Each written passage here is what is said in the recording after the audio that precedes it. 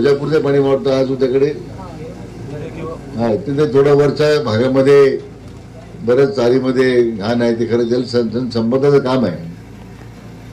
कधी करणार तुम्ही येतं एक साफचारी साफसफाई काय ते पुढे नाही तिथं पगारी नाही. साहेब म्हणतात मी मशिनरी देतो तर ते घ्या JCB त्यांनी काय पोकलन घ्या ते करून टाका. ते काय त्या चाऱ्या त्या घसपाण्यामुळे काय पाणी पुढे निघत नाही. हा, हे काय करा साफसफाई काय व्हायचे ते एकदा. लोकांना पाणी पाहिजे. तुम्ही जर ती साफसफाई केली असती आता आज पाणी पूजन केलं असतं पण इथं अशी अवस्था होती.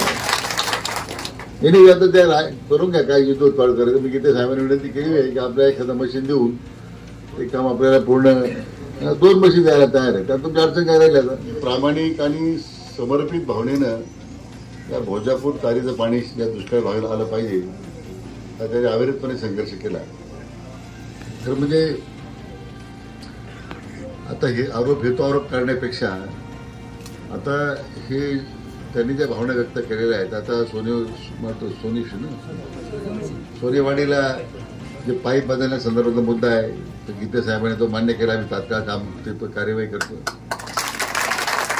या महिन्याच्या पर्यंत आपल्या जी अपेक्षा केली ना तिगावापर्यंत पाणी जाण्याची ती सुद्धा कार्यवाही 100% होईल तुम्हाला मी खात्री देतो.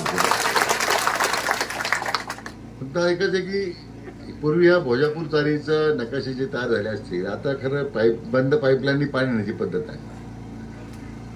आपण अगोदर म्हटले पाणी आलं पाहिजे. आमचा विचार सुरुवातीला विचार होता की बंद पाईपने आलं पाहिजे. ठिकठिकाणी चाऱ्या काढ झाल्या असत्या काही आपल्याला पण तुमचा आग्रह की ओपन कॅनॉलने जाऊ.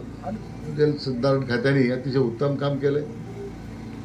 जो काही किसनरावनी मागणी केली जी त्यांचं हक्काचं पाणी आहे निश्चितपणे त्याबद्दल मी स्वतः बैठक घेईल आणि त्यामुळे त्यांना सुदैवानं आपल्या राज्याचे लोकप्रिय उपमुख्यमंत्री देवेंद्रजी फडणवीस साहेब हेच त्या खात्याचे मंत्री आहेत. त्यांना विनंती करू आपण. परंतु आता आपल्याला या सगळ्या कामाबद्दल आता फार आता चिंता करण्याचं कारण नाही. ही सगळी चिंता दूर करण्याचं काम ती माझी जबाबदारी आहे. फक्त आता अधिकाऱ्यांनी पुढाकार घेऊन केलंय. आपण राज्य सरकारच्या प्रयत्नाला सहकार्य करा. साहेब म्हटल्याप्रमाणे कुठे चारी फोडू नका. काही त्याच्यामध्ये अतिक्रमण करू नका. काही अनधिकृत पाण्याचा उपसा करू नका. ज्यांच्यासाठी चारी केलेली आहे त्याचा लाभ त्यांना मिळाला पाहिजे.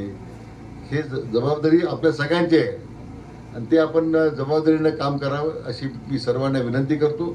पुन्हा एकदा गीते साहेबांचं त्यांच्या कार्यकारी अभियंता गाय समुद्रांचं आणि त्यांच्या सर्वांचं मनापासून अभिनंदन करतो की त्यांनी अतिशय अल्पावधी काळामध्ये म्हणजे 21 वर्षाचं काम आपण 4 महिन्यात केलं. हे भार घ्या.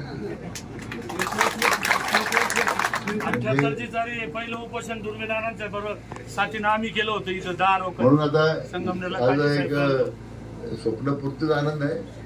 जे काही राहिलेले प्रश्न जे किसनरावनी मांडलेले आहेत निश्चितपणे त्याचा गांभीर्याने आपण विचार करून त्याची सोडवणूक करण्यासाठी आपण निश्चितपणे प्रयत्न करू.